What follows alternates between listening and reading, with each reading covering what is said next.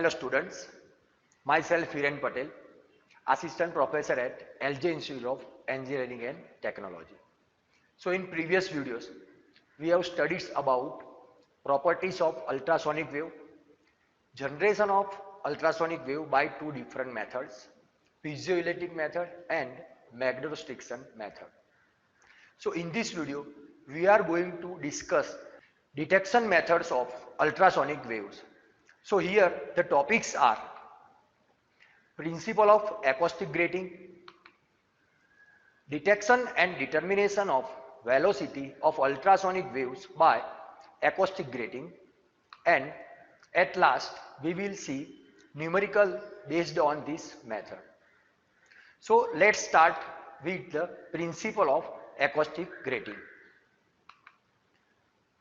So in this principle, when ultrasonic wave pass through a liquid, then if reflector is on the top, then that ultrasonic waves reflected back.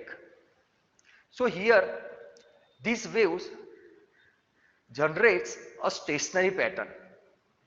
Now due to this, density of liquid changes.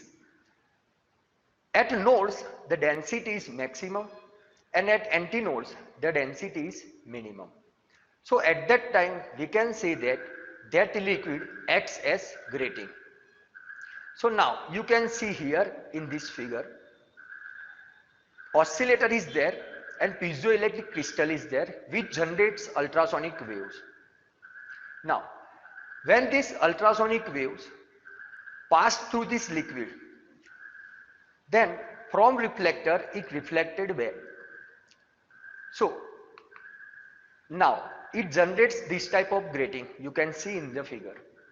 Now when monochromatic light pass through that liquid, it generates diffraction pattern is there. So that's why this method is also known as diffraction grating method.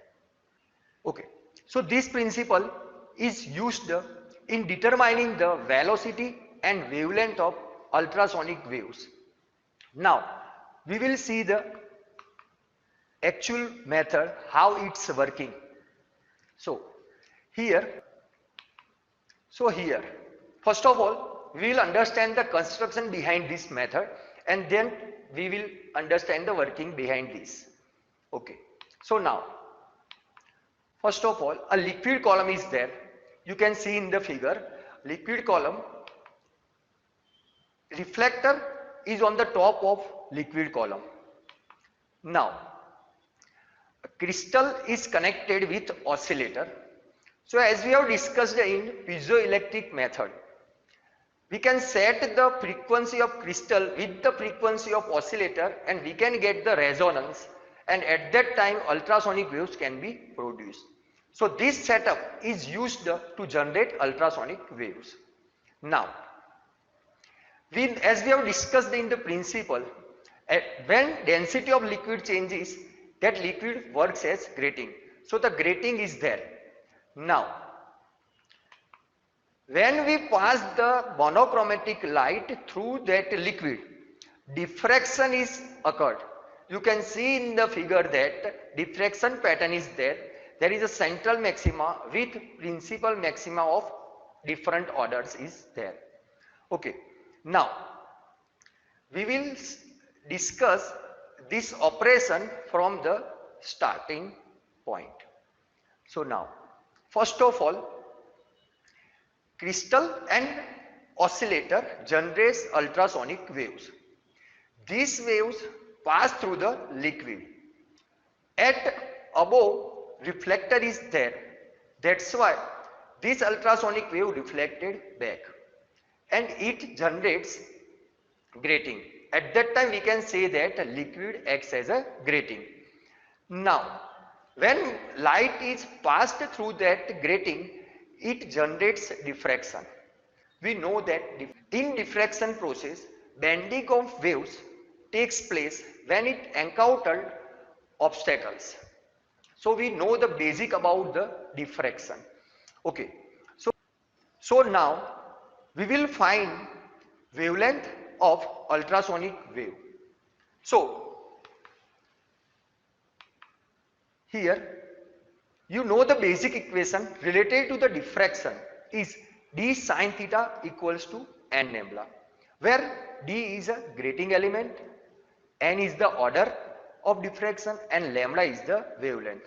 But here our grating element is nothing but the lambda by 2, because we are considering the distance between two nodes or two antinodes. That's why here you can see that we consider d is equals to lambda u by 2, where lambda u stands for wavelength of ultrasonic waves, which we are going to find.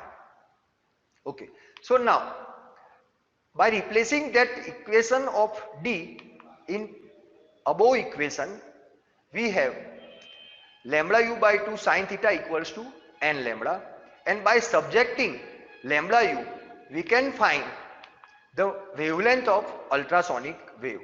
So here lambda is the wavelength of monochromatic light, theta is angle of diffraction, and n is the order of diffraction. So we can easily find the wavelength of ultrasonic wave by using that equation. Okay, now we are aware of the basic formula between velocity and wavelength, and it is given by v is equals to f lambda u. So if we have value of lambda u and frequency of that wave, we can easily find the velocity of ultrasonic waves. So this is all about the acoustic grating method. In this method we have find the wavelength and velocity of ultrasonic waves. So again I revise some important terms behind that working. So keep in mind these important points. So first of all, a crystal and oscillator generates ultrasonic waves. That wave passes through a liquid column. From reflector it reflected back, and at that time that liquid behaves as a grating. Then we have passed the light through that liquid and it generates diffraction pattern. We can see that pattern on this figure. That pattern has central maxima and principal maxima of nth order. Okay. Now we have discussed about the basic terms and equations by which we can find the wavelength and velocity of ultrasonic waves. Now we will see the example based on this method. Okay, see here, this is the definition of example. So wavelength of light transmitted through a liquid is 6000 angstrom. The first order angle of diffraction is 0.046. Calculate the velocity of ultrasonic waves in the liquid. The frequency of ultrasonic waves produced by the transducer is 2 megahertz. So here we want to find the velocity. So here the given data are wavelength is 6000. It is in angstrom, that's why we have converted it in meter. So 6000 into 10 raised to minus 10 meter. Here angle of diffraction is theta is equals to 0.046 and frequency is 2 into 10 raised to 6 hertz. So by using that equation of wavelength lambda u, we can find the lambda, and by putting this value in v is equals to f lambda u, we can find the velocity of ultrasonic waves.